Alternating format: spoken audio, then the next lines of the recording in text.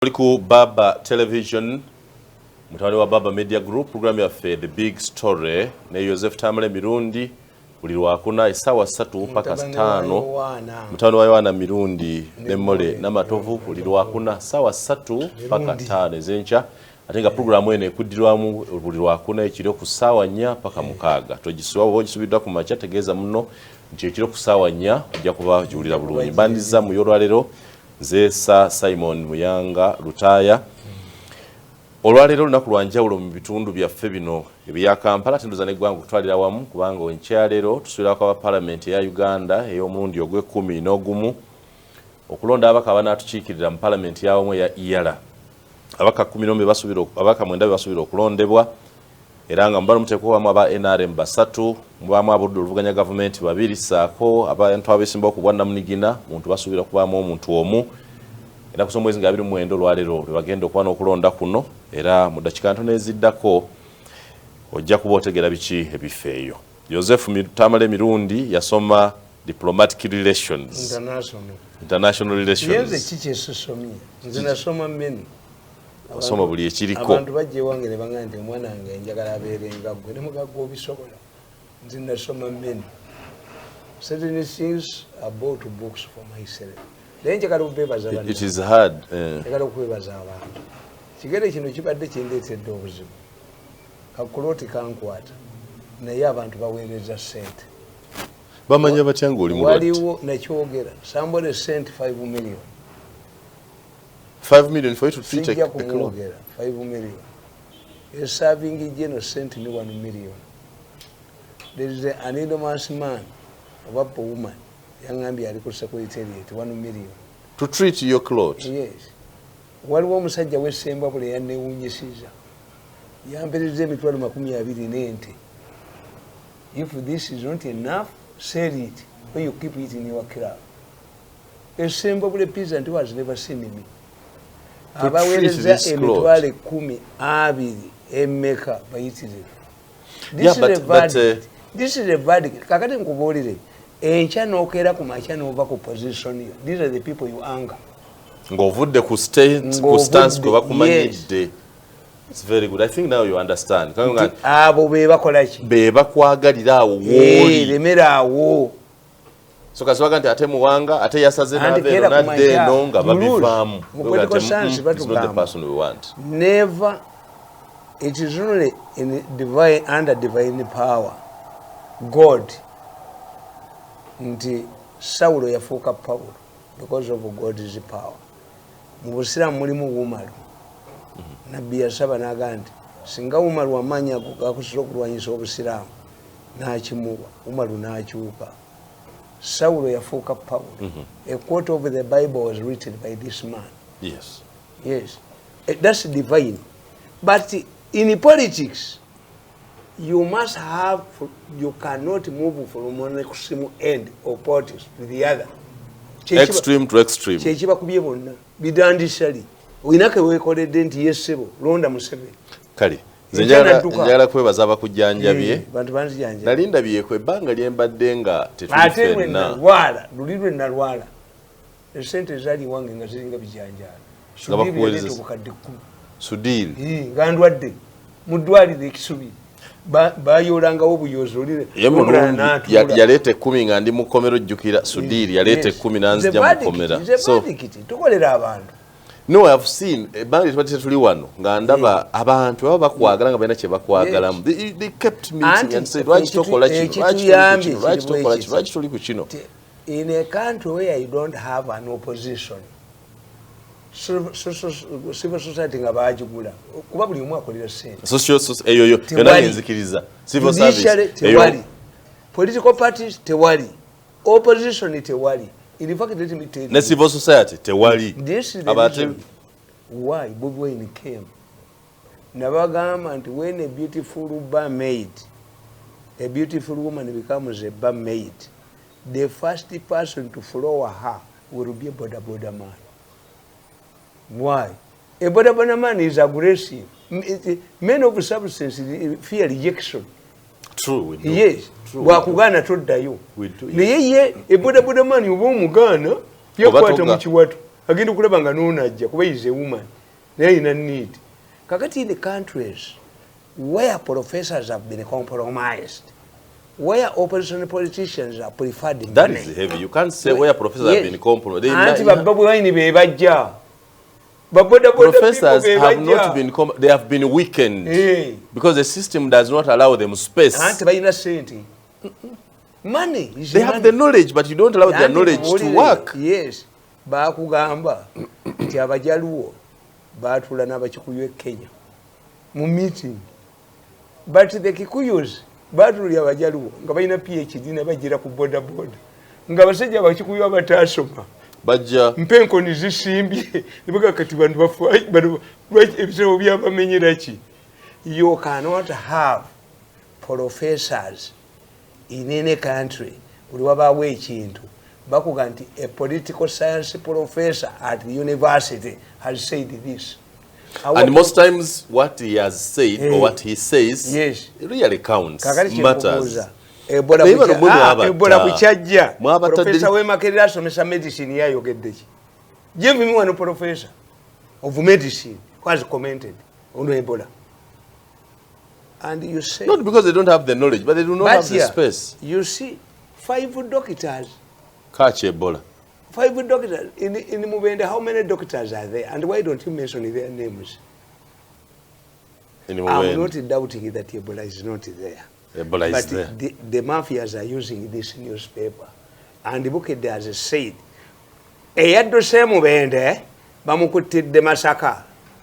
Why? Bagame ne Masaka wetagisa yoji. How long does Ebola take? Okuba omuntu kuttaka tukubireko omukunganya wakabukedde mu ngalo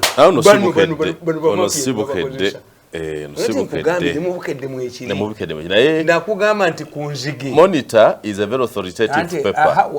Once they write, they have the doctors. Monitor is hired by mercenaries. Let me look for they the wanted doctors. To make it a national not monitor calamity. My brother. Let me look for the doctors. The names will be there. If it was somebody else, but monitor. Amanya galiwa. Amanya genonya. 5 doctors catch Ebola. 5 doctors. How many doctors are there in Mubende? There can't be 5 doctors. Monitor doctors catch Ebola. Bagala said task force. Nabagamba mwabeza. Omuyima muwanga. Temusobola kutegeera basajja bano. I'm looking for the enzige bwezajja. Enzige zimanyiddwa. Tiziva mu Saudi desert. Page 4-5. Nezikwata Eritrea. Yeah, I cannot read through them, but I know for sure that they are credible publications. These are mercenaries. These are mercenary newspapers.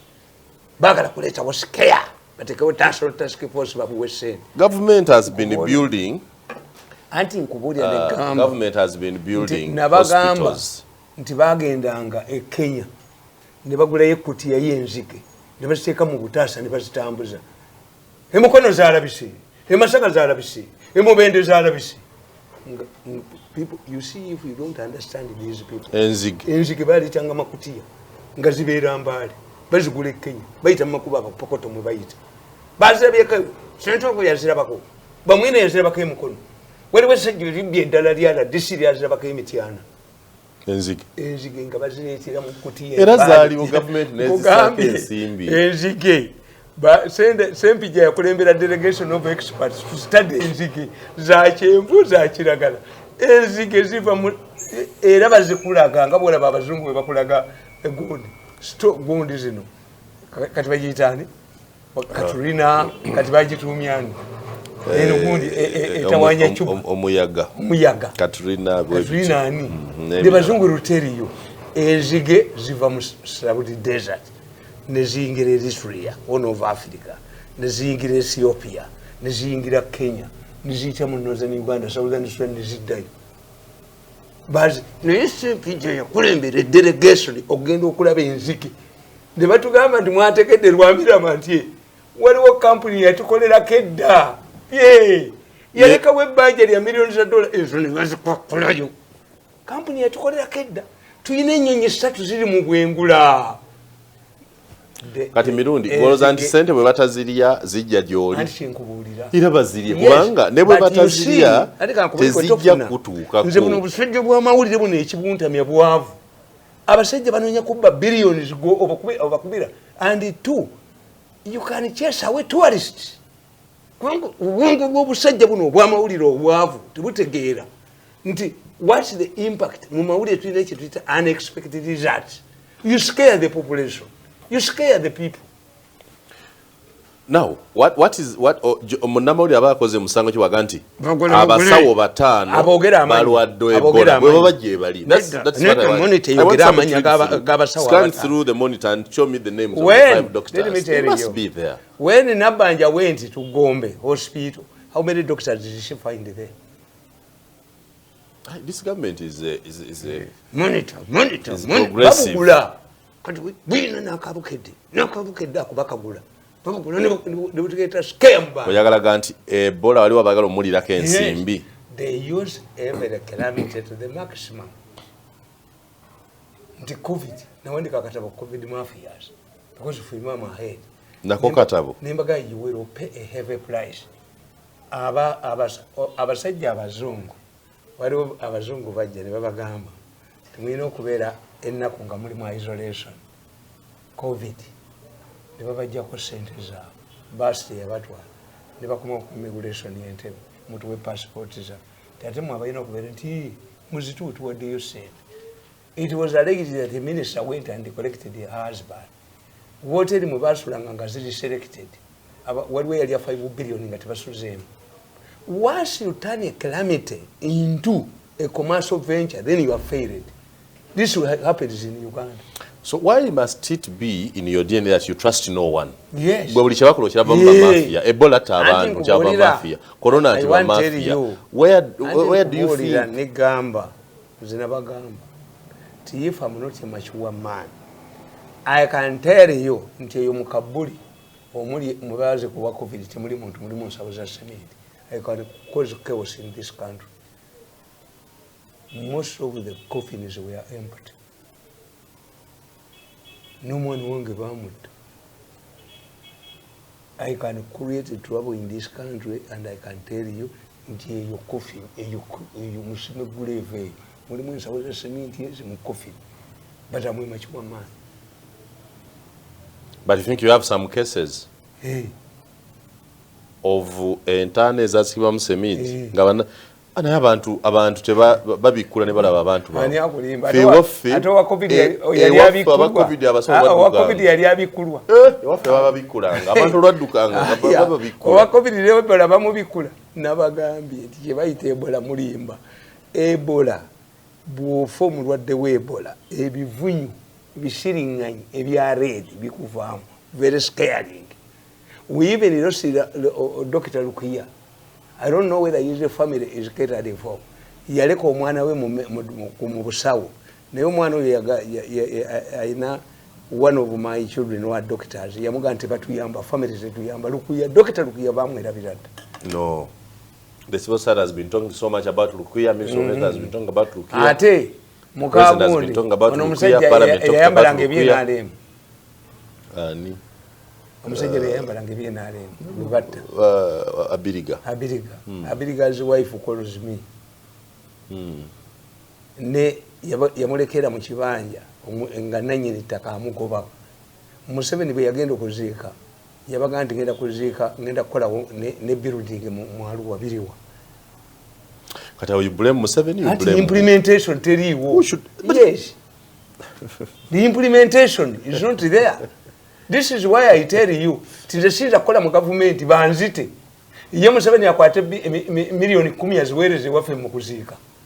Naye nava mu government 10 years ago. Omwana wange yali omwaka ogumu kati alina 11. Yali wa 10 alina 21. Banda bako katuli mukene waffe nga banda bako. But if I had died, yes. There was a possibility that you would have left dead. Bangula basagize banzi on video. This is why you see soldiers there. They were deployed. Ngambala zinti baba nibatudde batula muki mu county kira bayitabi Kisugu county kira musajja nga bamuyita Kalancho. Yasabe milioni 10 Kalancho. Baje bakutte. Ngambala bakufiti. Ebyuma byange nga bibalaba. Kalancho da bakubira n'ejjambo nga batuse ewange advance team yali etusange nemba kubira ne jambo nemba wema kuba nalimba laba mu meeting Kisugu County Club ngamba laba mu meeting ebimwa byange bibalaba nenkubira sister wa president Mariam and another general they deployed at my home ngamba laba kati bamala okudiployinga banne babakubira esimu omuyisente je babawa baba we milioni yanga bali manzisia milioni 10 katumba amala bali milioni za $2 na gundi omukyala eyali principal private gundi state house controller nachobe namuwonya bali milioni lukaga bwe batakola obawa bakola analysis ne bakugamba ti okuveeka jazz okutuuka ekibuye waliwo patrol vehicles nnya. This man is guarded by military police who can respond quickly and the police. 2, we don't have silencers. Mbikukubira ku video nga batudde. Okulia emboli dange n'envulugu. Era nze ekinyamye mashini zange ezo. Ate bazimanyi zikola. The other day I was watching them in a meeting. They're about to solve the problem. We are about to solve the problem. Mwenda is my leading defender now.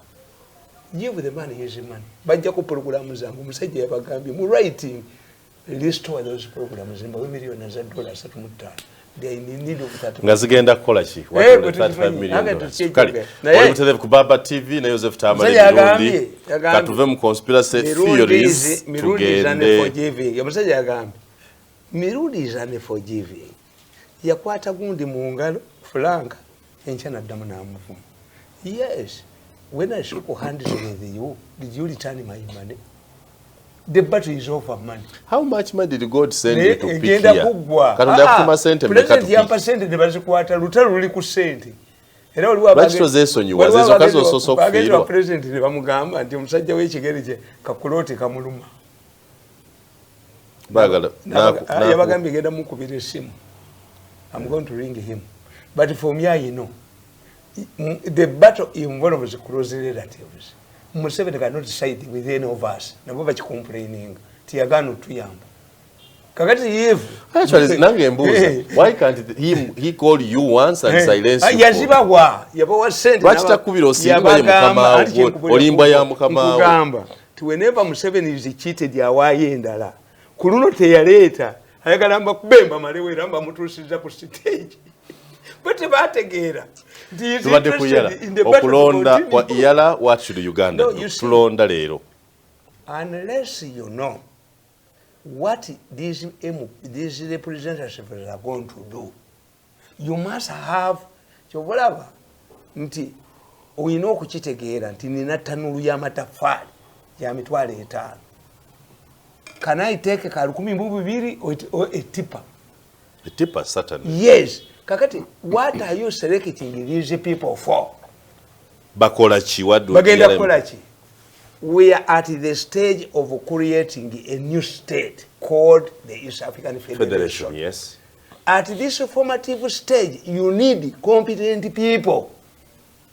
Kubanga tuina kye tuyita federation, tuina kye tuyita confederation, tuina kye tuyita a union, European Union. Byanjawulo. So this is we are working towards the federation, East African Federation. What does the federation mean? Federalism operates on 2 principles, 2 spheres of influence. We shall have a government, a federal government in Arusha, and state governments in all each of the member states. We have to surrender some of our sovereignty to Arusha to create a new state. Some of good. Because of the 2 spheres of influence, a federal government in Arusha and a regional government in Kampala, which where it means there are 2 spheres, which means what we regional governments and federal government. Yes. For example, twagala ensimbi zikuwenga Arusha nga zeza ffeffenna. Kyobalaba nti bano European Union why they did not integrate amaji gampogola oba umuleti. Britain yagana ina paundi yayo. Yagana euro. Ne Sweden ne Norway. The Italian lira, Germany mark bagitanga Deutsche mark ezo zavaawo ne bafuna euro esonga euro kakati union tekitegeeza but a federation means you are create after realizing that these small states are not economically or politically viable. They surrender some of their sovereign powers to create a bigger government in Arusha. Ambassadors. So what's your question about the people we send there? What type of people do you send there? Oyenda tuwereze bafaanana batya abo n'abaligo bemwazaala n'abeesimbyewo oyenda tugule bantu kuvwaga. America sent their president Wilson after the First World War, but Wilson was a Mulokole. He did not look into the objectives of the United States. United States wanted to become a superpower. And it created, when he went back, Wilson was assassinated. Why? He was a bad broker. Kakati abantu bemutwalayo ku state formation, mumutundiye bannamwe, abava Kenya, abava Rwanda, bafanana abamu. Because you compare troubled countries. When we were starting the European Union, Gali Amawanga, France and Germany. Why? The American policy makers believed that Stalin would sweep communism would sweep the whole of Western Europe. And the largest communist party in Europe was in Italy. They changed it to gold. Kakati. Two, they set perimeters. To join the European Union, you had to be democratic. What you are doing, you are bringing in 12 countries, Somalia, Congo, Southern Sudan. You are bringing problems. Unlike the European Union that had the benchmarks of democracy. Now we are looking tutunula ebintu bibiri. Omuwendo otunula ekika ky'abantu abajja mu parliament eno ate olabika tokkiriza na kugaziya mukago kugatta mawanga malala. There must be benchmark. Fe tutunulidde numbers. East Africa ejja kubeera ne millions z'abantu bina. Kakati era ko kaba katale kanene. Katale ki? Can you send beef to Congo nga bali ankima? Onali enkima ye agula beef nga agikula. Chikubuza omukonga ayina enkima erifiri mu kibira bobo balaba kula beef naye omubalira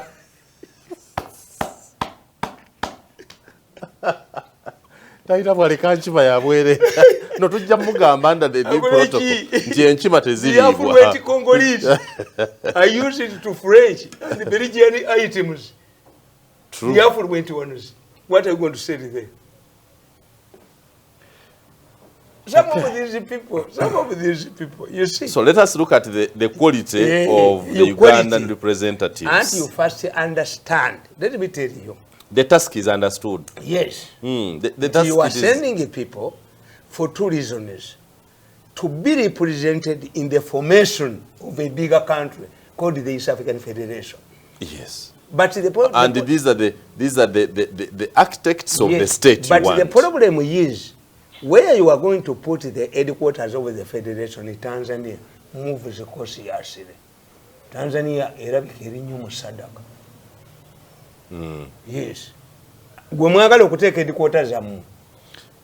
Yekubira nnyo ate wa muliraanwa. Kyova olaba nti mu European Union batuuka n'okulonda omukazi Ablight Omungereza ne babawa all concessions, but Britain was determined to go. Kakati Tanzania moves the course. Tanzania buli lwewulira nti mulwanira ettaka mu Uganda is scared. Mubunduguleyo abantu baamu. Whatever call Tanzania nti enable inaki. But for you, the influx of foreigners, Tanzania moves cautiously. And this is where you want to put headquarters. Tanzania is not excited at all about the federation. It moves. Kubanga Tanzania, you want to say we are excited? Nyerere invested so much in the frontier states. Most of the leaders, bagamba nti n'oluyimba lw'eggwanga, I want to find out. To olwa Tanzania, lwe South Africa, lwe luluddawo. I want to find out. Nyerere invested. Ono omukazi. You see, what these people don't know. If a country's image is troubled, you choose a foreign minister who is a woman. nti omukazi ono how does it help your diplomatic relations? When Rwanda faced an image problem, the government ya Rwanda iti abantu ebweru baleta mushikangabo. I'm a woman. I'm a mother. Can I accept these people to be killed? When a country's image, when a country faces an image problem, it chooses a woman foreign minister who helped the Rutos and the Uhuru. Amina, charming. Amina, immediately rebayamba okusolvinga hege problem. Bamutwala mu support. Mushikanga bukata kyaliyo. Because the duty was Twalaba kakatambi.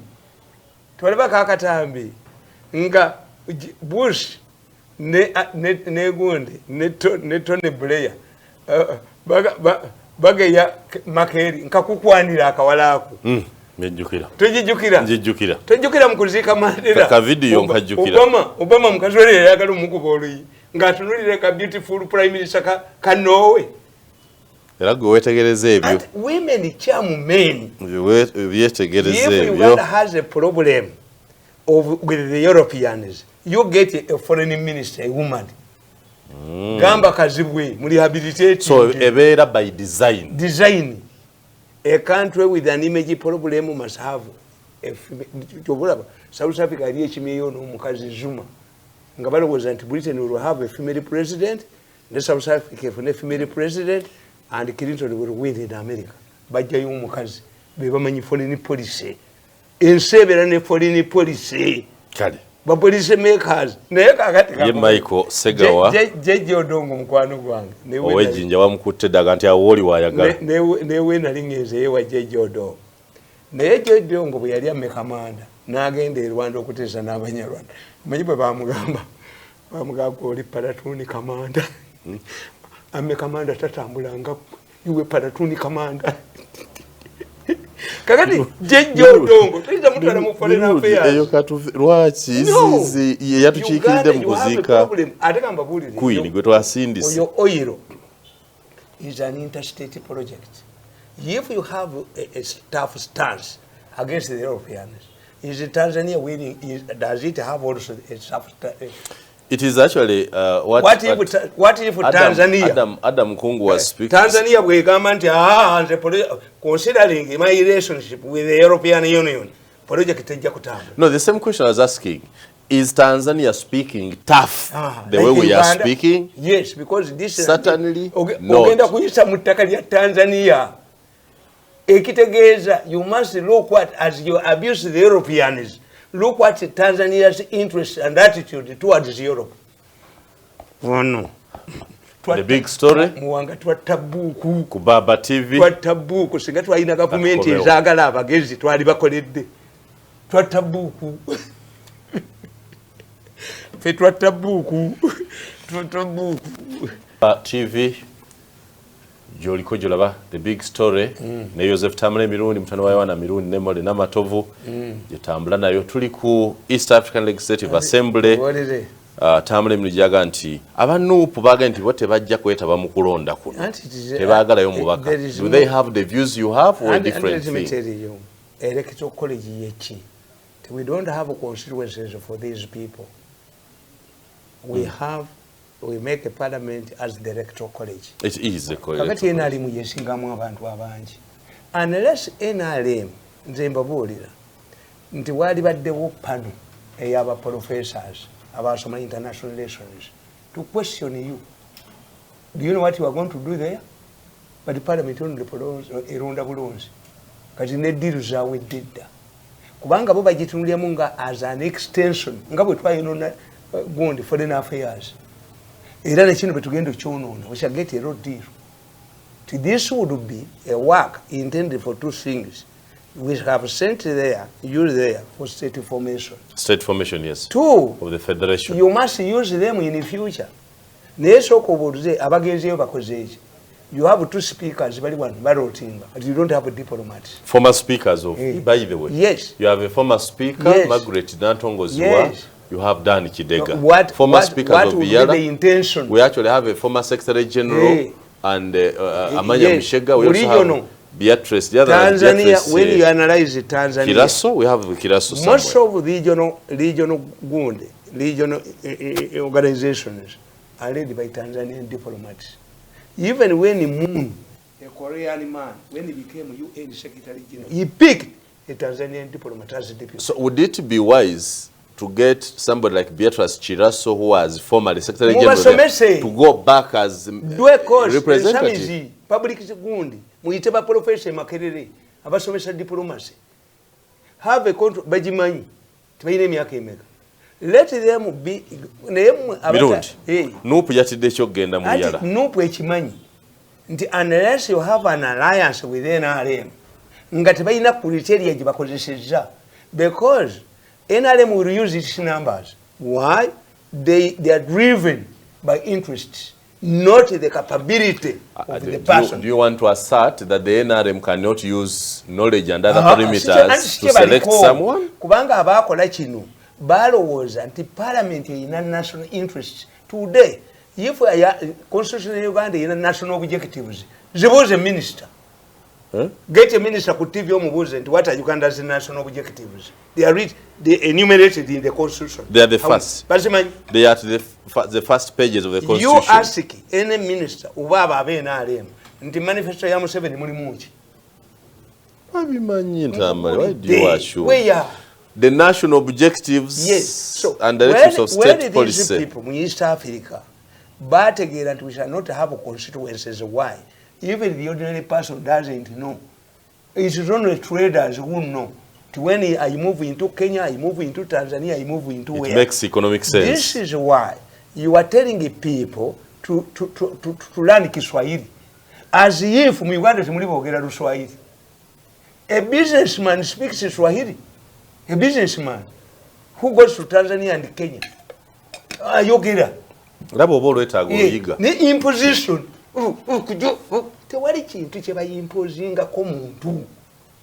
That was the resolution of the Federation of the ESC community.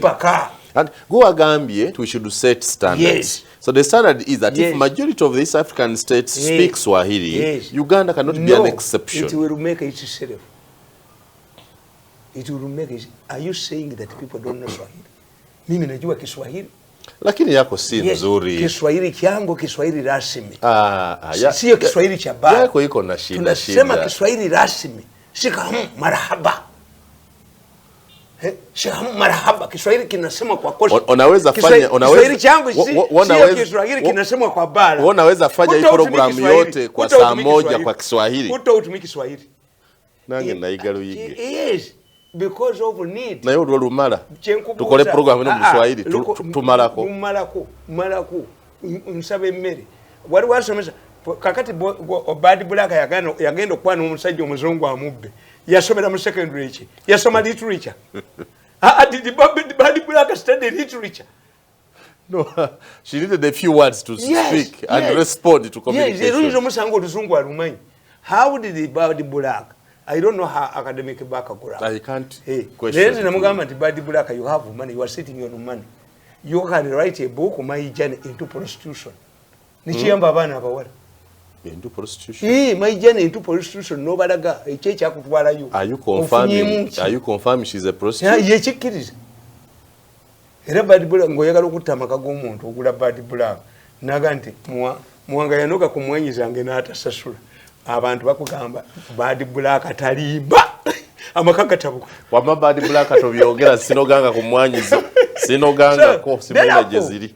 You cannot impose. In fact, let me tell you, President yagenda okutabaganya abe Kenya Kibaki ne Raila Odinga. He put State House in a hotel. There was no minister. When I saw the Railas shuttling between the Raila group and the Kibaki, bamuteka ko pressure Museveni. Taina minister no. Do you know that I appointed myself for Minister of Foreign Affairs and addressed an international press conference in Nairobi? You? Yes. When? At a president yagera ne minister, but minister they are pushed like a wheelbarrows. Nakuba wechiraka. As a Minister of Foreign Affairs? Yes. But one of the questions... Although having you would be disastrous, really. But one of the issues I addressed, the Kenyan media was saying, we sent there troops. Museveni had sent troops to Kenya to ensure that Kibaki does not go. I asked them why. Why do you believe that they are Ugandans here? Do you speak bad Swahili? Kiswahili was born in Tanzania, nurtured in Kenya, and died in Uganda. The Kiswahili we are speaking, I told these people, no, you cannot use Kiswahili. The official language of our army is Kiswahili. So meaning there is a considerable number. Actually, I believe that all policemen are able to speak Swahili. Yes. The prisons speak Swahili. The military speaks Swahili. The trading community speaks Swahili. Anti kakati lwafu ko lulimi olwababira. Kakini fungua. Toa. Toa birato. Kakati panda gali. Abantu ne bakola ki? Ne balukyawa. Nti when you speak Swahili at night is a Kiruganda.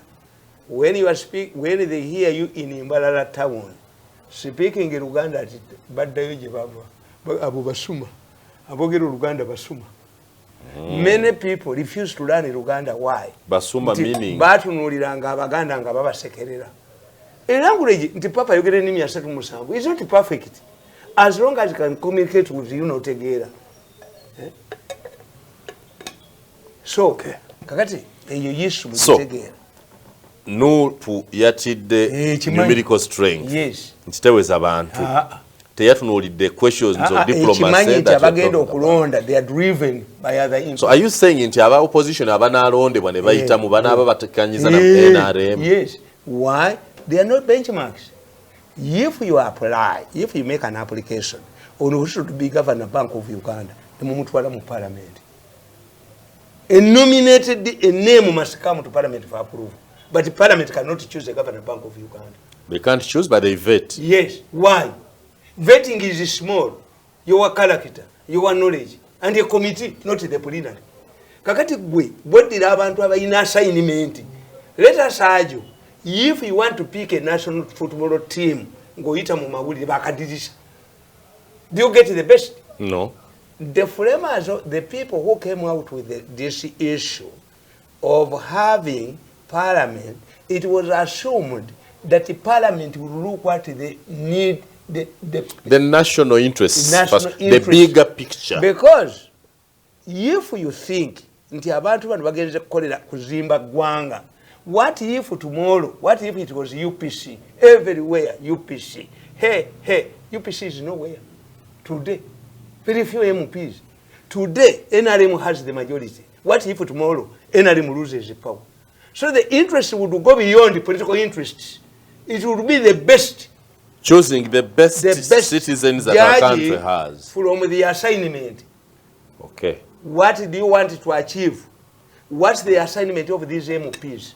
These people who are going to the East African Federation are going to lay a stronger foundation of a country in the future. Is that reasoning not too big for your government? Because bagamba okulonda wayala beyond political interests, beyond the party interests. You are loading them. Walabi yakoma kanika abba ebyuma mu motoka ye abba muzabalana n'ateeka mu ye jamutta. This is what would prevail in Parliament. What type of person, even if he is coming from NRM, there are things that you must overrule. Oba NRM, oba watch issues. Does that person have knowledge? How many people do ask medical doctors their ethnicity? Yes. The doctor nzo kunzijanja muri wa gwanga ki. Tetuchikwa twagala kuwona. Tobuza dini, tobuza gwanga. Bulada ine ibera affected. When my father came, yalita nafa. Nebabuuza nti ani amujjanja banti Dr. Obote. Dr. Obote was an expert. Simuganda waka wenkeni. That's a question from my mother, from my father. Dr. Obote simuganda waka wenkeni. When your wife is suffering labor pains, do you look at the noses of the doctor? Ebyo tubijjukira tuliyena. Yes. Nti abenyinde empanvu. Ekyo kyolina okutegeera. One of the reasons why somebody should support something must be a selfish reason. A selfish reason we have is that this is stage formation. We must work carefully so that in the future we have. Rwanda bwe yayingira ne gonna yingira ekife ekyaffe ekyalimu the rate onene kye basalamu. it was split. Lwaki ekyaffe kibawaayo? Because of the type of representatives we have. Ogondi basindika ambassador wa Somalia ku mulembe gwa Siad Barre n'agenda e Somalia n'agenda e London. Kakati foreign minister mutwalayo okuwayo credentials ze yabuuza kwe nti how long do you take by train from here to America? Era nze nabalabanga bambassador abaza okupresentinga credentials. At least Museveni has knowledge on every country. Nganyumya nabo. What is happening in this country? There is this, there is this. But giranyume kyamani. Negwe noga nti odira wa Gidoso omutwale e Beijing. Josubira okuga nti embassy y'amaanyi nti foreign minister amututte nti ono yakola kintu wanyaga nti wa Gidoso yali ala DC si wama yali ala DC omusajja abuuza ala DC kitegeeza naye nga bambasada 10 bambasada 10 bonna bagenze minister of foreign affairs atutte bambasada 10 bano boogera naliko mu America naliko e Tanzania naliko amwekali diplomat naliko mu UN naliko minister ngalago wa Uganda CV former RDC ini muwende wachi mumuyambe mutwale kensamiza afuneyo ka certificate mu diplomacy Baba television the big story I would be one of the best. Tamale Mirundi katugende ku Uganda badde atambulya ku rationalism I would be one of the best representatives in the federation. What are you saying? Yes. That you would go and represent Uganda muyala. Anti-fit was some diplomacy. The ambassador wa Uganda Belgium yagenda ku embassy ya Congo nga bajaguze. Bamukubira yulwaki. Olutalo lw'ekisangani mwononye ekibuga ky'ekisa atwala sejjembe tayina na bamugulira nti gwe abakungu bagenda kukuba empale bagijjemu lyatwala engalabi yalyo wandibadde oli mwiyala omanyi lwaki toliiyo bwe wava mu State House weeyisa bubi wavuma buli kimu kale muntu abuuza ave ku Uganda agenda avume region yonna kyekyokka otherwise everybody believes you are knowledgeable you do that job very well.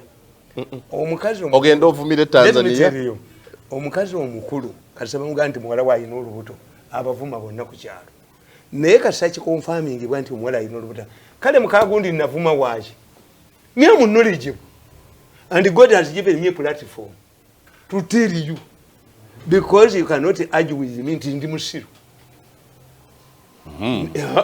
naye sisimu ya mwenji manyi bakuvunana butamivu buvumi bulumbi buchayi nawe nywa gwenywa I think even when my mother conceived my father was a drunk.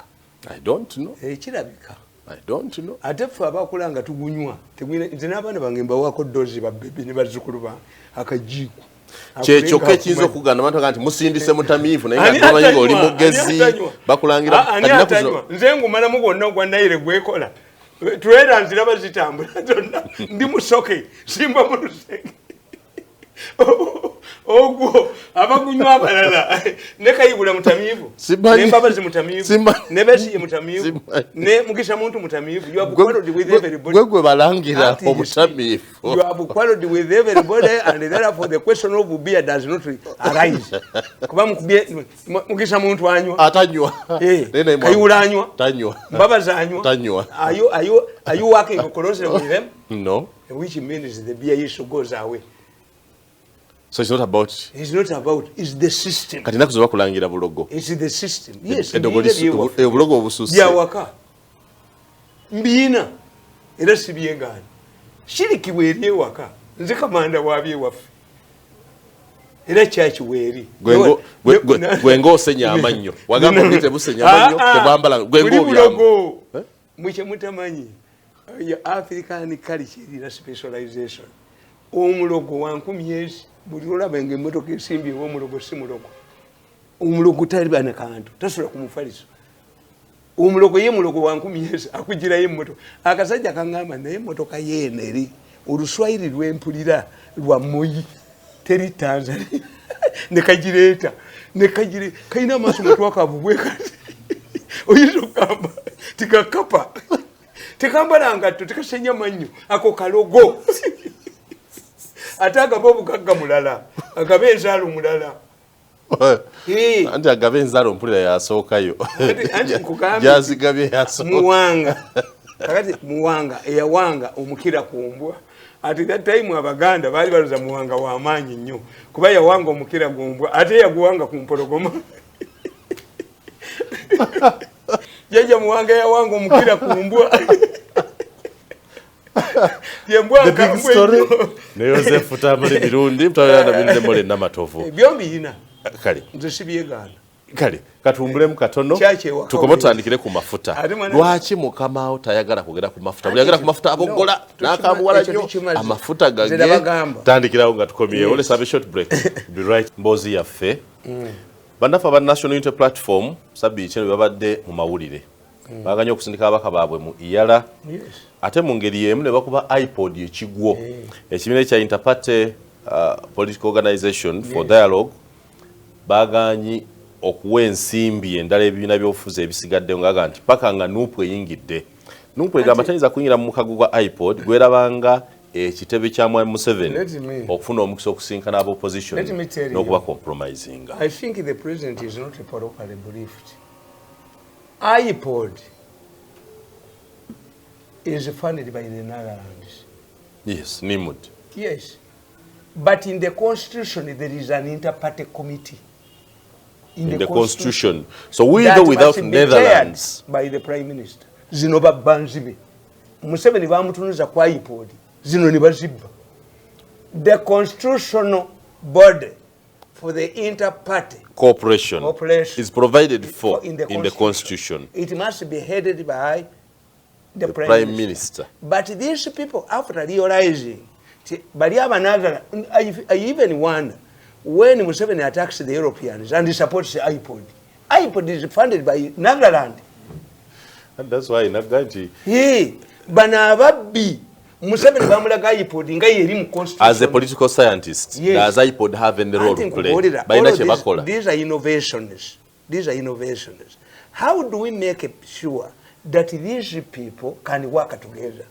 Nga omu bwajja mu power bala tebadduka. Oh. Yes, that was waliwo n'okusobola okusisinkana obuuliro lye ebyakunyiiza omugambeko ekizibu kiri mukama wo tawa kitiibwa bwe boogerako ku iPod ye perception y'abantu nti buli agende wa Museveni baga yamuguze b'abantu bazimba ekintu nti bw'ogenda n'otula ne Museveni babaguze. This is the problem. The framers of the constitution anticipated a situation whereby we shall be changing the power. True, it is. Yes. We shall. Nti Uhuru yetulidde Kenya. Unless he is pursued. Era Ruto bw'abadde ayina strong stance. Dairo Odinga yavuddeyo n'agamba nti I can raise 1 million people nerumba judiciary n'etakola and he can do it. Ruto has come down. Kubanga imagine ntono. Ajimanyi yasinza mu parliament abantu abangi. Amanyi kisoboka okubaawo. Ba governor. So these people yabe yaleta bamunyigiriza nnyo like me, the way they have humiliated me. But if they pay me my money, nga mwenda bwagamba and uncle Sam, we can shake hands. Niza no kuma unemba kulira. I have influence. Nsobola back marketingira programu za mweza pro people policies. But money first.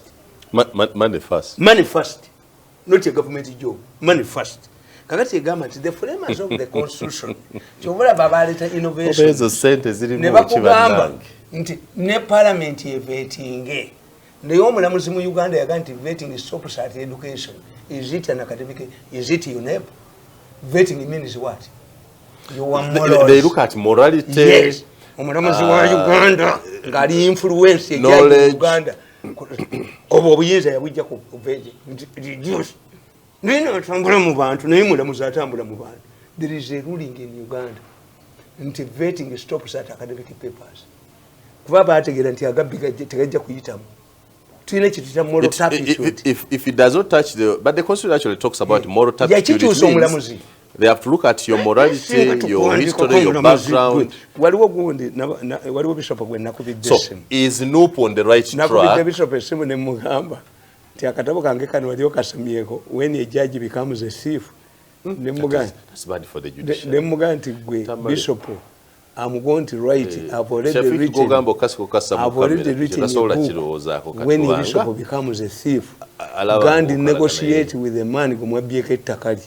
Kale bishop, Umukuristai, Yafana Rekera Vana Vetak. Naronda Bishop Umuno Mukuristai, Alabide estate. Yabitund. Mubisere COVID at what the movement we back on the Dagan. What do you Namutabani woman to woman in Namukubid? When a judge becomes a thief. When a bishop becomes a thief, go and settle with this woman before I publish this book. I'm ready for legal battles. Omulamuzi yadduka mu judiciary ng'omusango gumusinzi n'agutwalibwa Nakalema. Passing a vote of no confidence in the judiciary. How can a medical doctor go to a witch doctor? After losing the case, I'm doing a buno bwa chinansi, buno bukuno bwa chinansi. Wandigeze nogezako. Ate n'agutwalibwa Nakalema. Kati gwe resign mu judiciary. Documents mwezirimu no when a judge becomes a thief, tasobola kumpaabira. Soka ko abana bange baloya ne bakasumamu. Napitabi. Birabi. Nimunyantuka kati tugende mu nsiki. Birabi. Era yasirika busirisi. This judge kept quiet. Who is this one? Wali yamanyi. Yasirika. I see the image is a female judge. Right. She's funny such a Kagani miya I tell you. Nti no pungezi. Why do you go to? Because to win you must have an alliance with NRM. And the NRM problem yayo teyina tomanya goyogera naye. NRM ina factions nyingi. Ero yinza okusanga kati to embarrass Mao what DP yinza okutayitamu. Because NRM is fragmented. You support Museveni, you are punished. Mu NRM okwogera Museveni is punishable. That's why you see the Kusasiras complaining. What are you saying? Yes. But I think it is him who has created that. No. Because namu abamukole do bulungi muvayo mukaba. So how do you blame others? You can't blame that on the starting a system. Oyizo kanti Museveni Katonda. Katonda ta azimbi omuzikiti ne kanisa nani kawo washiriki na wangala. The people who abuse Museveni are wasted. Those who have delivered, committed and dedicated service. Babaku. Why? Nti ekibakubya mulimu sabotafuge mu government ya Museveni mulimu a strong sabotafuge, a government within a government. If I'm right, today kusasa yali badda akaine emitwalo milioni 68 nti yasinga ennyumba ye ine yatulagako endulundu ya sente zo zalaga ziruwazo nti namuganza gwe banonye okukuba yulu kwati namuganza namuganza kasana namuganza yagamba president yeyandagira ogabe ettaka lye Nagulu my sister ni bakube basaida bomba bakidu makubu yabaga Museveni yatulagira mu government ya Museveni is a crime to support Museveni because the subterfuge is everywhere very strong. Mention Museveni bakube bakumalewo kakati so olokubanga NRM otesa NRM ki ne bweba NRM yo yenyini eronda oyinza kusanga official candidate ayina bendera ye NRM nga independent ya musinza sente because the source of money in NRM with varying interests. So nti Mao bwa joininga Museveni abe NRM abatali basanyufu bayinza okulinda wa DP mu parliament aze ku consolidating ngani Museveni because I tell you if you don't want Museveni to anoint his successor, undermine him. Museveni mujewo. If you allow Museveni to have a comfortable life, it means he will influence his successor. So, musoka ne mubulako buli muntu yenna gwe awagira Museveni mumukube nse musekerere ne Museveni wa abulaba mukolera. This is the strategy. Ate Museveni ekizibu kye ebya sente tabimanyi. Nti ami nze nkubuulira Sudiru nga yampise ya sente kibi atamanyi oba omusajja omugagga yenna mu kibuga nga yampise ne Museveni yampisa nsooka wa Sudiru eza Sudiru weziri eza sudiru eziri ekiri kiri nti ekyokubiri naye Museveni yeka nalwaiso oyo ne Sudiri tojja kuzifuna Sudiri bwakugamba ekigambo kiba kyekyo bwagamba kino aba ategeeza ekyo ye talina bureaucracy ajja kuweereza omuntu Museveni ajja kuweereza omuntu nalwaiso oyo mwesente era nze nakubidde omukyala nemugamba muzeeyi wamugamba nti ndi mulwadde nti amugambe kati nawonye mugambe nawonye sente nazifunye abantu bazisonze because it was not my initiative by allies in the government bali scared mwana wonye so they wanted to tell Museveni to treat you if nabagambye nawonye wa Museveni so ebanga nali wakola wali okola ki mwe munyiza mwabalidde kate mulina enjala nene okusinga fa batannali yako banja vuwaza emyaka 10 balowooza ndi mwangu nja kukoma oba ni mu kidoli ekyani bakwavuwaza emyaka 10 nga ovuga motoka ya milioni lukaaga eri wano wansi motoka oyo zezijidde kugwe nawe buli omu ajjidde ku zezijidde ku boda ojjidde motoka ya milioni lukaaga wenfa bagitwala bagiteekamu amafuta lwaki tebagiwaza ne bagiwaga milioni lukaaga gyotambuliramu era sente bwe zajja 5 billion baziddusa this man must go to New Vision. I cannot go to New Vision. To be mpaka New Vision. To be mpaka New Vision. To media center. No, they are considering your media expertise. You are an expert in media. Why don't you build New Vision to become a national? Don't kumfula ngono mwana. Yava mu New Vision. Nine myaka emeka. Minister nkubira simu. I went home. Katamale. Myaka 10 nze muyanga eyasoma amawulire. Nga government enkwasa New Vision ogizimba. Ngatenga nti naganje. I can't be on a board. Nakula nenkula nembimala y'ebitiibwa. Ejeno kandoti omulimu gwasomerera. I thought they were getting from the political rooms. Ogenda okole mulimu gwasoma. We are looking for. I have a magazine I can facilitate me. You have just told me that if this country was sober, you would be the best representative. Iyala. New Vision ekuli mu Uganda tugikuwadde ekulemye. Kanto yagala genda mu Uganda. Don't wala ku media center. Don't wala gundi. Don't wala mu New Vision. Don't wala wa amwema chiwamana. The body yetu denzije. Minister wa information yaze. Malo kwetereza amwema chiwamana 67 years. Bibi abana bato. Tubinteeka mu ebyo. Nimusajja mukulu. So therefore, akati je kubolya. Omukisa tukuti our country ogamba no journalism banamole babbibo namawulire mole gafude. Bakwadde omukisa ogutereza ate n'oguleka. Komere myaka kikunga. Abachoza bayina mutwe. Sente bazitwale bansibe. Mbamanyi ne babeera mu myaka 10 eji. Balo malo kunyirwa nti kati wano babbiyo nga badduka. Ewanga batwala 5 billion. Bayinza okuteekayo ne ziyitayo. Bote balabwa. Gwe n'olabika. Body eriko Mirundi. Kazinda ali ludda wa mukomera. But who was using Kazinda? Who? Kazinda came to me running at night. Nemuga wayingira mu battle. So who used him? Bigirimana bali bamukubanga bamukubira ki? Yes. Lero babugirimana kyabakoledde. Judicial agizimbe. Bali bamukubye. He has reformed it. Bujosi. Agireforming. Bujosi kabwe bali. Waliwo n'omulamuza asimula. Embwe ne basiba. Nogamba nasali ono mukazi nasali atayira mwana. That now abakoledde mu ministry ya education emyaka 10 n'omuvuna n'okubba milioni 3.5 ne basiba mu lyagonja n'asiba n'ateeka mu kkomera kitawe yezisonda nabuza nasali atayira mwana sente aziteekawo obujozi bwe balina mu mutwe naye abantu abo be bajoze abantu abajoge we should whenever I watch them I'm seeing Uncle Sam lecturing them we must embark on a reconciliation process otherwise abana bafesidini kye tubalekedde in a sea of hostilities. Even those people, the people like Kadaga, they are diplomats. Naye n'okwata Kadaga n'okwata Wilibalo n'ogifunira gundi ono kuli sobole eyali owa UPC yakomanga Museveni. I thought teyali Wilibalo yali kyali kifaananyi was a cartoon. Must come. Those people you have humiliated. But they never carried even Kadaga's things. It was an artistic. I have not talked to a happy minister. Maybe Nankabirwa. What are you saying? I have not talked to a happy minister in Museveni's government. They are all complaining. Ogambi kankudde mu Luganda ganti tonnayogerako na minister yenna ali mu government ya Museveni nga musanyufu. Except Nankabirwa. Except Nankabirwa. Golaba munonya. Nankabirwa alinga kapatiri tewali kijirya waka. all Museveni's ministers are unhappy. Mubende be bamukuba yakubanga banne bamuyambisa kuba banne.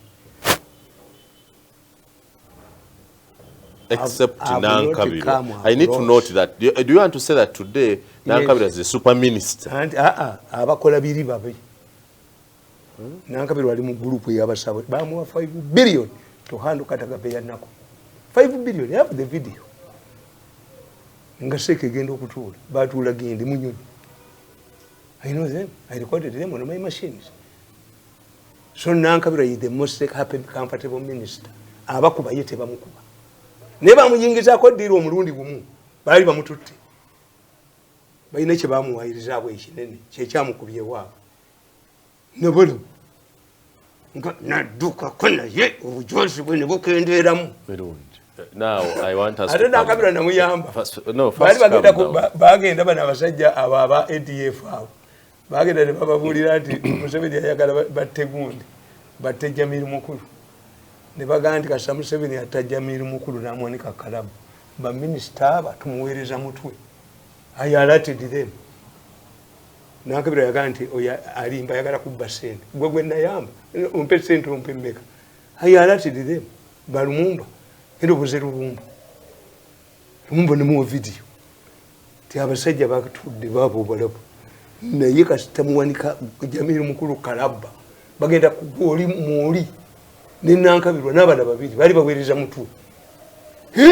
Mutwe Ngatero oseka kati ya oseka chiku. Nemba yamba. Ayo yagale bisho. Bisho nemba yamba. Mwe mise ina network jota sanyirako.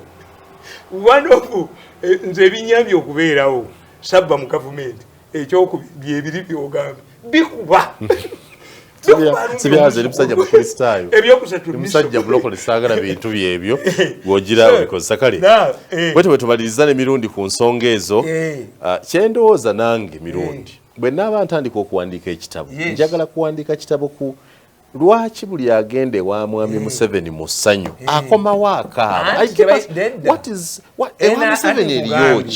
it that mulimu a faction mu government that the faction is more powerful than Museveni himself? Ati nkugambye nti eri faction yekugamba kubanga olina okutegeera who are fighting Museveni.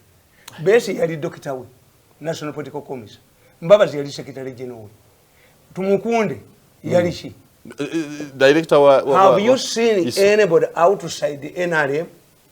This tells you by the time you realize oba bwe babayita okugenda okuweereza muyitawe mwandikomi. Everybody who has worked with Mr. President Museveni yabazanyira ku kintu kimu okuva mu nsiko.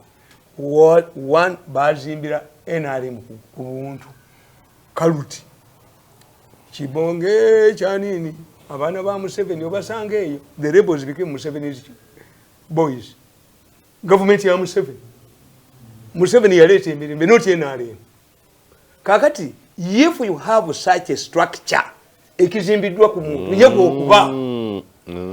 yego okuba ale yabakubye is a strategy yabakubye anti kakati yabakubye we try to soma political science batugamba nti waliwo omusajja yasomesanga taekwondo na training omusajja nakuba ensi yonna naga nti gwe sinnakuba ku nsi ye gwe trainer wange tukayingire. But because this man had reserved certain tactics, the problem nti Museveni bakubye banji mwagala tunenye Museveni noti mwe watyange empisa zammwe Mirundi ze zitatuukana na service omusajja akututekola ozze mu birala.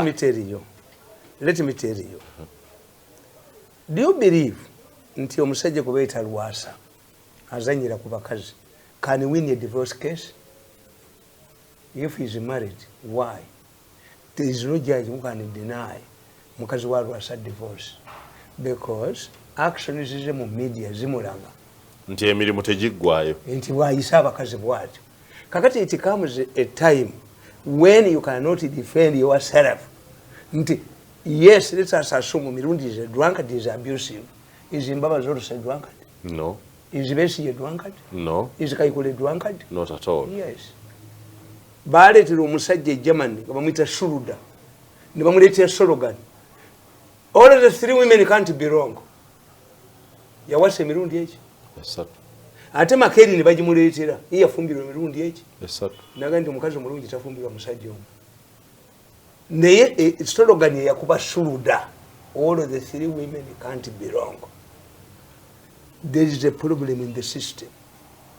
Tiwaliwo abayagaliza obwa president. Where do you find a system that can abuse Muhoozi? Mbanga atamiti. Mbanga ataga. Mbanga mawuli mu monitor. No, shiba kibinyo kwaiza omuntu atanya obutamiivu. Naye bw'aba anyo obanga malise. That's why I wrote a book. Kani Muhoozi kayirire bwagaba bekamwe Muhoozi. If Museveni has allowed his son to be mind the way they are doing, then how will he avenge? No, because who is maligning Muhoozi? It is you.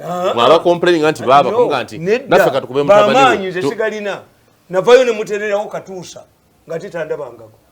Contrary to people's perceptions, I've never seen Muhoozi. I'm telling you. You have never seen Muhoozi, or you have never met? I have never had a one-to-one with Muhoozi. Does he even know you exist? I don't know. No, he doesn't. I have also not seen him physically. Naye mu family ya Museveni mulimu ampala nayo. Oyitomwogera.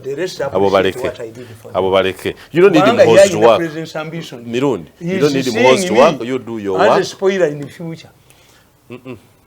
Omanyi natunulidde nnyabo ng'alogootana. My mother. Abasajja baabo bajjidde ku loole bayitirivu bangi tani wange ajja kujja abakuba amasasi. He is recalling Buganda riots. Bamukuba amagulu. What did the government give her? How does she feel nga wuli abakusasa abalina emitiri gya sente? For the last 10 years, this government has never given me money. What do you mean? Tebampanga kantu. How? Even that vehicle nze ngiteekamu amafuta. N'abaserikale bange mbawala awenze. Kuba babiteekawo binnemu babitwale. So you don't get money from government? No. No salary, no allowance, no which salary? Million yemu. Which salary are you talking about? A million is the salary for a presidential advisor. 1 million. And this is why in the Sirimba, nze kasompa ekintu nga tekijja nze nali mu State House.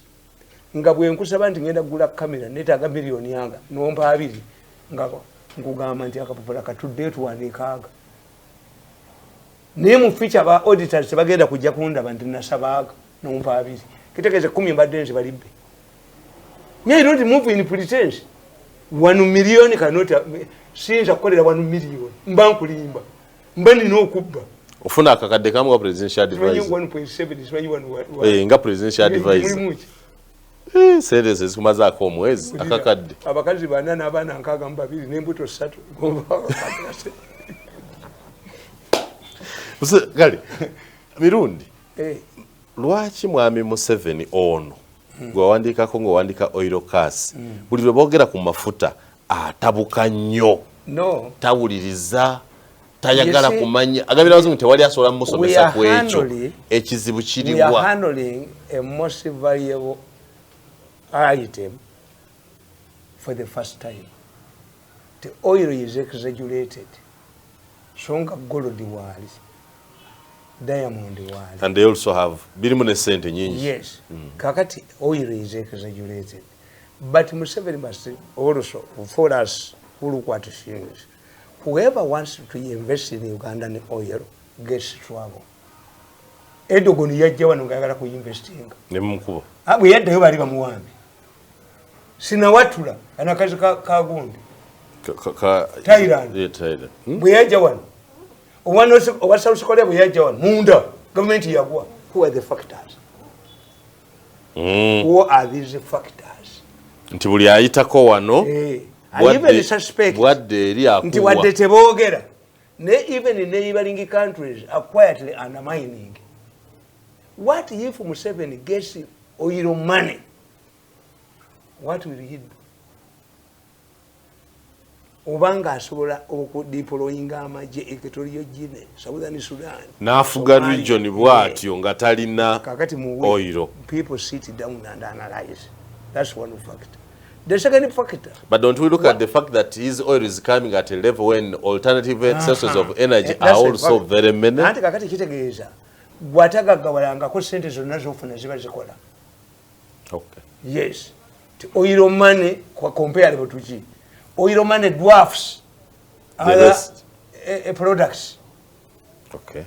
Oil money dwarfs. 3. Oil is exhaustible. Is exhaustible. Although no one is saying that. Let me tell you.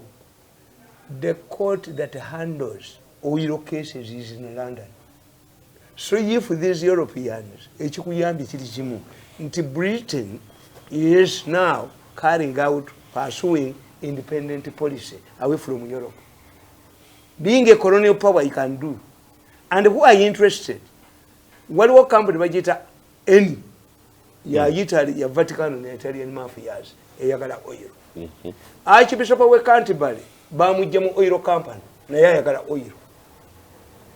Who is going to exploit this oil? You must understand. Is it a Chinese company or a European company? Where do they benefit? The players. Before you determine.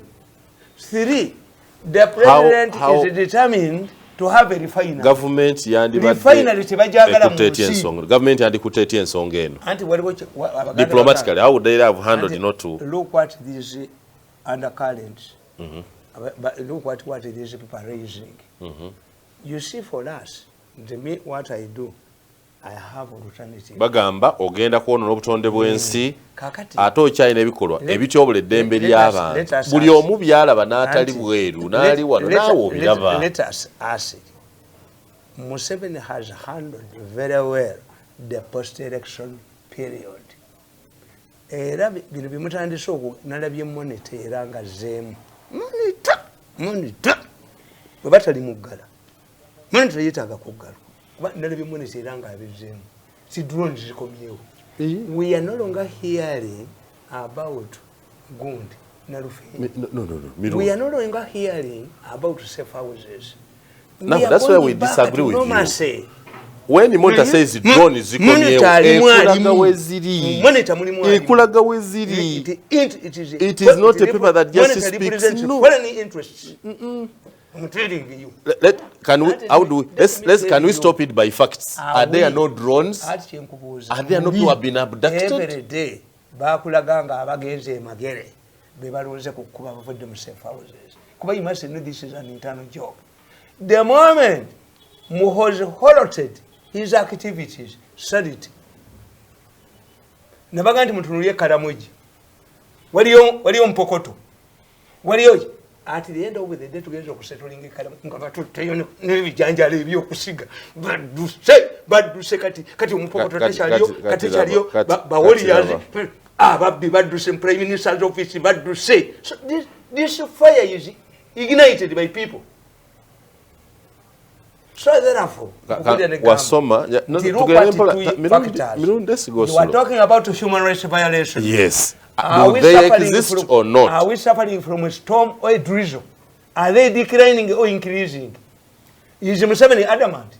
Or he has responded? Nukwekulaze nti buli lunaku waliwo abantu baabwe abatalabika every day. Monitor yabatadde ne mu mawulire mu monitor.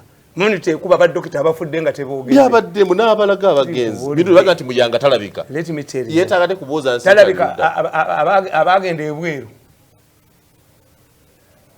Bantu baabwe bandika kyo yagenda bweru. How? It could be fake names. Kakati bakiyingiddemu. That's one. It was not names, there were pictures. Human rights. Bobi Wine yali alaga ebifaananyi bana banupu balaga ebifaananyi ono talabika weegundi ono talabika weegundi. Does it mean that when you join in NUP, then you get a diplomatic immunity? Did the government stop a criminal? Can't you tell us nti oyo yanywedde enjala ne tumukwata alikato ku poliisi? Obyobufuzi batuga nti a devil will always find the defense in the Bible. Nti oli mwenzi nti Yesu yamukuba amayinja. Does it mean that once you join in NUP, you don't commit crimes? Can the state now declare? Yabano gye musanze nga toyinza kuleeta abasajja bantu nodi omukazi omukadde n'omwaminisitule ya information omukazi omukadde gyose kuggwawo nokwata ono Mr. Information omuyitani eyagamba president nti yali mukutta nebanda nobawo okulya media bali munsi Museveni needs an effective minister of information. Kakati buchana busaya afayo walebye ko statement mu State House. The statement issued by the press secretary of the president bamuzenye contempt card. They are exaggerating these human rights to undermine Mao. Ti Mao's contribution Mao okujoininga kwe mu government tikuyambi. This is what Inupu is doing. Baba TV Kakati the second point mukatoto komutandikirawo Baba television bunazibira onaba otegeda abaka parliament anigo balonzo tuchikira mu parliament nene ya iyala era akalukano nga mirundi bwayogera nebinadirira tujja kubifuna Mao does not a DP man does not go through is Museveni on test titaina control oba alimba ate bajjamu kubo wa DP tuembala simao. Once Mao is defeated, I thought it is going to encourage. Omanya kiraba nti oyo kubaita gundi simanyi nalukola netegule nalukola ali mu DP simanyi yero yawe era yali atwala mukozi mu court, so you can see the factors to zitegera under current to the moment, because it was announced because of the understanding between Museveni and Mao, a DP candidate, a DP man had to go where. If it does not happen, then it means Museveni is a liar, or he does not control his members. This is what these people want. I expect that embarrassment will not happen today. Wait. So are you saying it abe NRM tebagala babegattako ngate batusanga muko bagamba jangu eno it is a man at play. Museveni mu faction mu government. So isn't NRM happy nti Nobati Mao ali na bwaso nokuleta jira disiranda so nokuleta no mulala. Stabilize the party's politics. Nabaga nti okujja kwa Mao kwa stabilizing party. If your children are aniruli funa yomulala mu bagambe n'oyo mwana wa. Ti abaana bwe baba badde bagala kugoba step mamu waabwe. Nobaga nti ne house gala abaana bayina bange. They think it twice. Should we allow a house girl to take over, or let us maintain the status quo? Ne wachiri oli ayogerekekako okusinga ono. Yes, Mao stabilized. Mao relation in the president mean Mao taina mutawana muhozi. Wakati bate babibala abasajja bano nzimba laba buli lunaku. I watch them on a daily basis. Basoka kutula batala. Ababini bagenda bokka. N'ababini bagenda bokka. Chino eno common position. This is why the Canadian man has told them write a resolution to not affect this man in the future. 2, this is lending money. Loaning money zimba wadde million asatu mutano eza dollar. 3, mala kulaba ngo musajja ono center azifunye mugenda kweyambisa eno gundi ya finance muzimujjeko zimala kutuuka ku accounting. Oyo musajja mugezi yabagamba nti oyo musajja Mirundi timusobola mwanta agonize nti mujjeko program bajjeko program bagende bamugaye nti ndi irrelevant yabakubye jogo nali bajamu yabakubye ddala obujozo katunulire ku Museveni and control.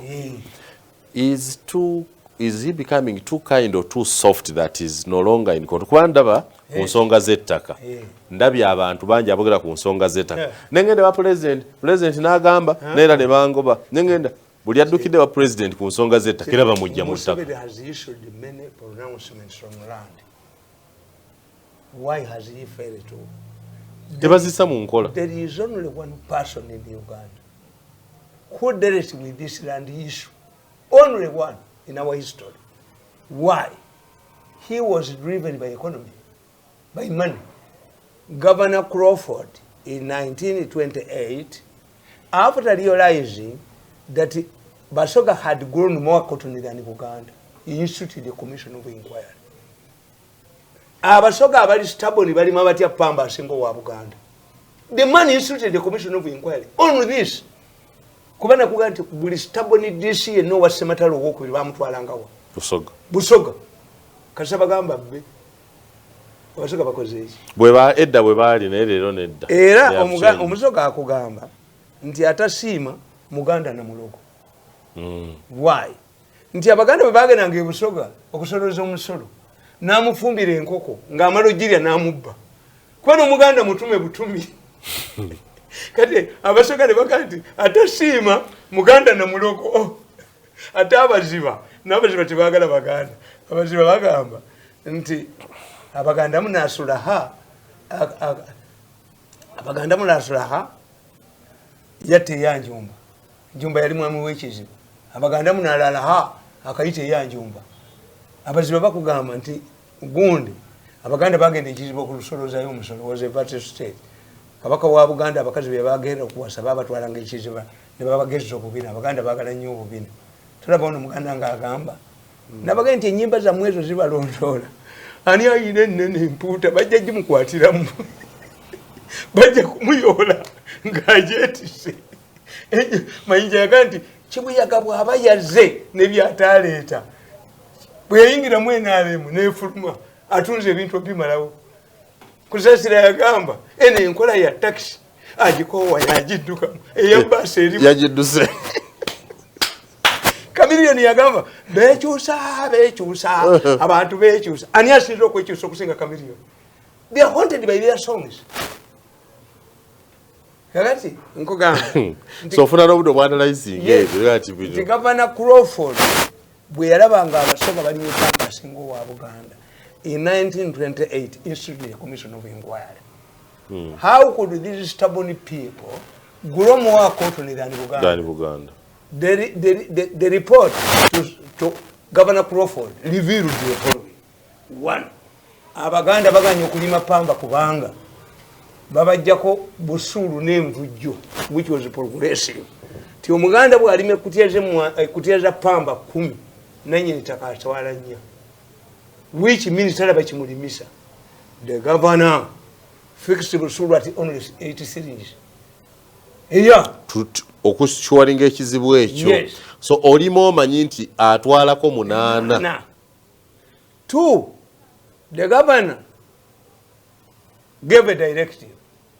No landlord could evict a tenant without the consent of the governor. Ngumujjawo. As a result, only two reforms in 1928. 2 reforms. Cotton production increased in Uganda 10-fold. Only 2, Governor Crawford, only 2. 1, reforms. He fixed Busuru at only 8 shillings a year. He only dictated nobody could evict a tenant from his kibanja without the consent of the governor. Why? Why did the government? They don't know nobody should evict without the consent of the president. See the people will evict. Kakati, what happened? The Basenze got security of tenure, and the cotton production was increased. Kakati, tewali mulala yali akikoze. So what's the purpose of the investigation? They came here. He wanted to improve the economy, or he thought it could be internal decent. There was a cotton famine in Europe. They were not driven by. Why do we remember Bishop Barrow for bringing cotton seeds, not Bibles? Okay, Barrow. Yes. After Manoli's doctrine, the secretary, America, Babiri, Manoli, ne Marshall George, Marshall Plan, Manoli Declaration, Manoli Doctrine, Yagoba European powers in Latin America. As a result, slavery negwao. Nebaga no, tugende, tubafugire ewaabwe, balime pamba, populate gundi. Kakati, chekije nadendo kugamba, don't we have alternatives? If these people are against the pipeline, can't we have trucks? Kenya tunda mafuta gatundira kuki. Southern Sudan baleta professor okuva mu Juba University n'ababalira. If we amafuta tugayise Katumu batubala.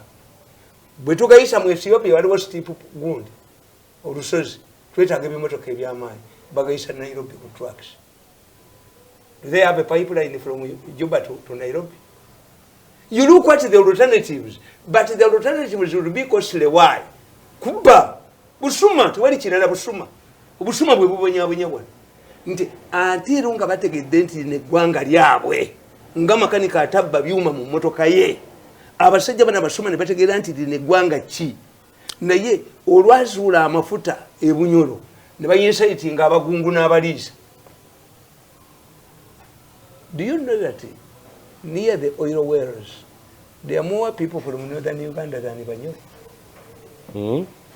You look at where they are. They have discovered oil. There are many northerners in those areas than the Banyoro. Abapulani ngabaliwa nti Karamoja develop salwa Karamoja batuka ekisere ne bagamba nti Anthony Butere Bulimba kedi ojijusiza baoki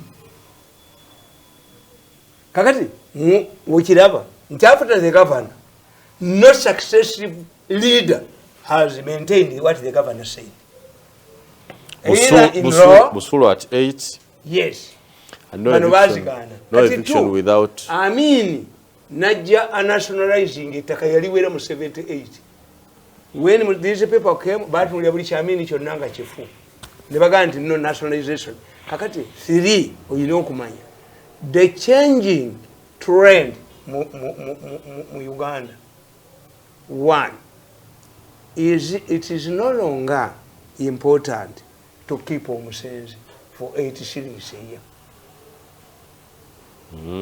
Fekitafu yaleka yika 7 ngamba mukulu wange ettaka tulitunde bali balogo ewafo yito kuba abantu botaka ekisoboka yatwala abasave yange kitafu akyaliwo ne bapima ettaka ne bakola ekyapa ne bakola ebyapa nemanye ekyadirira bwe yavaayo yasanga emmotoka ye tekuli mipiira olwokwalesa abasave nkugambye tozanyisa shiriki yesobola obujozi shiriki yekuba obujozi muganda wange emmotoka yagitanga yali mu 5 n'agiyingira agistarting ng'emipiira tekuli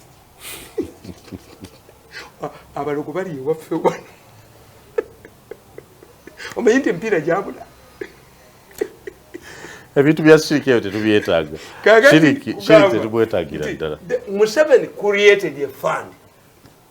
But even that fund has not helped. Why? I have seen success stories. Nti abakika kasita bategeera nti abaganda babusenti land roads bayina ebyapa ne babanoonya. Land shifted from Banyoro to Bakiga. Because a Muganda land road and abusenti land road. Lwaki ekyamuganda ogenda ebunyoro wetagisa nnyonyi bamutirayo. You could not tell, and Obote did not nationalize these byapa. That's the mistake. You find the Munyoro land, ngate Munyoro ali kutaka lya Baganda, but Baganda fear to go there. Kakati when change came, ebyapa Baganda babikuza Bakika. It did not benefit but the former Banyoro who owned this land before it was transferred. A Muganda is free to sell his. There is no dictation that land in Bunyoro must be bought by government ebawe byapa. A Muganda has his land title. Ekyajjajjawe kye yafuna. Ekibadde aido talinnyayo. Akikuzani. It would have been the government to buy these land titles from Baganda to give them to Banyoro. But at the implementation, abakika be babigula. Many land titles is Bunyoro bakika be bazina. Not the Banyoro.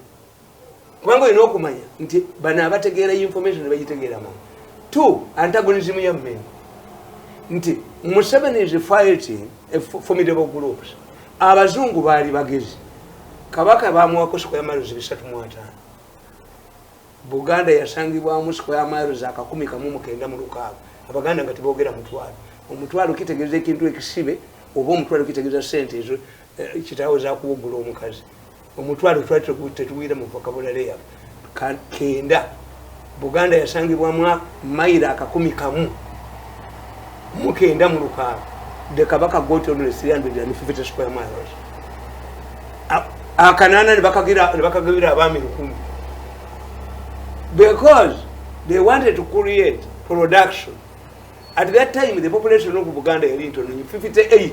Baba abantu mu Buganda nga bali miliyoni emu n'ekitundu nga baganda bali 9,000 ekitegeeza ati that time ku independent bwe bakolera endagaano y'olwenda population yali ntono mayiro 8 bakawa abaami 10 square miles 88 nizibali mu kkuba nga basebeya tewalina sente tebalina it did not turn it into development mayiro 9 ne bakalekerawo abaliddawo Museveni yakakwata n'akagemulira Mmengo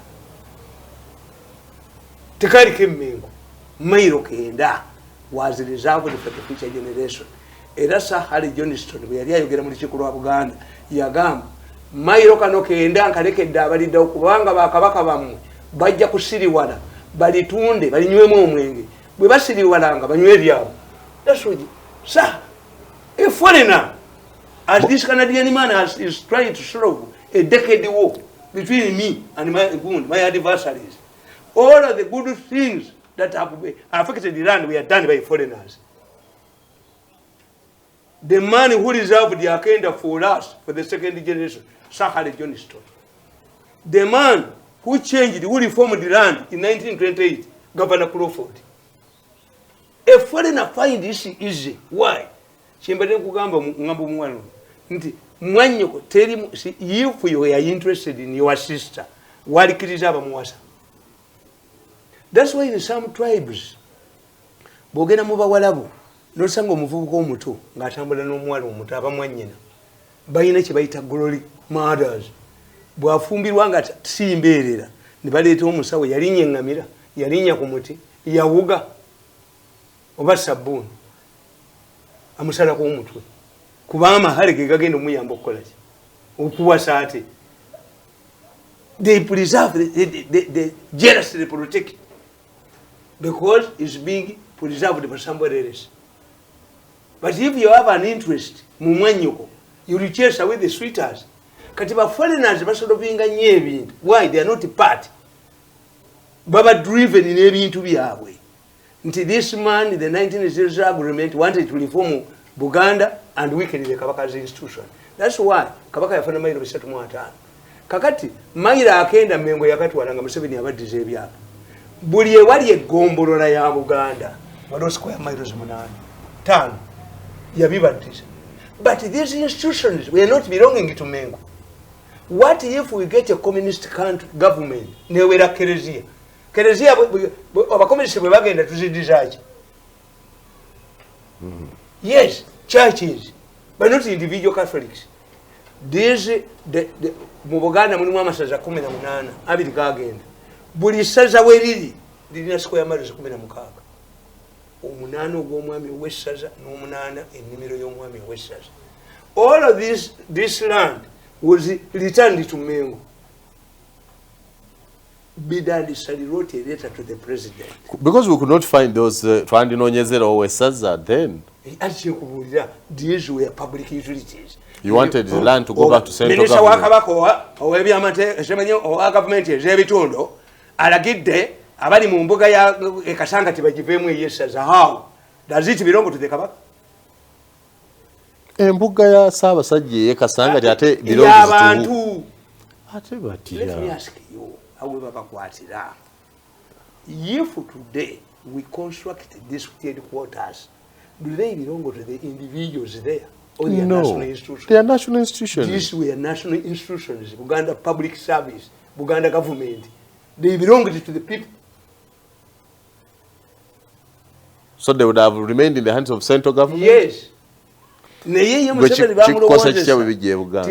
people were interested in the dilapidated buildings. Not at all. They were interested in the land. As we speak today, the Kabaka, who had only 350 square miles, atuse mutwalo 11. Ogwetta. Anti akenda yakatwala. Embuga z'amagombolola ziri mmeka. Buli weri waliwo square miles 5. Embuga z'amasaza ziri 18. Buli wali embuga y'essaza waliwo square miles 16. Ayina square miles mmeka. Makuya. In trust. We are keeping this land in trust. In trust. Kakati, this is the crisis you have. Nti Museveni tasobola kulwana na formidable forces. Why? The church has land. Today, I understand why you have failed to solve the land question. You people speak about the land question with its bias and sentiments. These are facts. Nkugambe nti abazungu baategeera. Era abazungu baategeera church eyina ettaka. Kakungulu alina square miles 24. Kamuswaga alina square miles 24. Church zina 93 square miles. Bahamu Mukasa, Bamatayo Mugwanya Bani, bakwata ettaka ne bazimbako amakereziya naki. Ekkanisa esatu ezisangibwa mu Buganda ziwereddwa square miles 94 zikoleko emirimu ekuloba tugenda okusiba bino abali wano enakasera abo abatonda ettaka lya television program The Big Story. Olwaliro bwetu wenjala tugimalize ne Tamale Mirundi mutabani wa Yohana Mirundi ne mwali n'amatovu njagala tumalize olwaliro Tamale Mirundi okoze bulungi nnyo tujja kubinoonya tubifune kale olwaliro bwetu wegenze bajja kuddiramu ku ssaawa 4 ez'ekiro wano ku mukutu gwennyini gwa Baba TV nga bulijjo tusenkana olwokuna lwa sabiti nakasera awo muyanga it was a club back take invest in Buganda.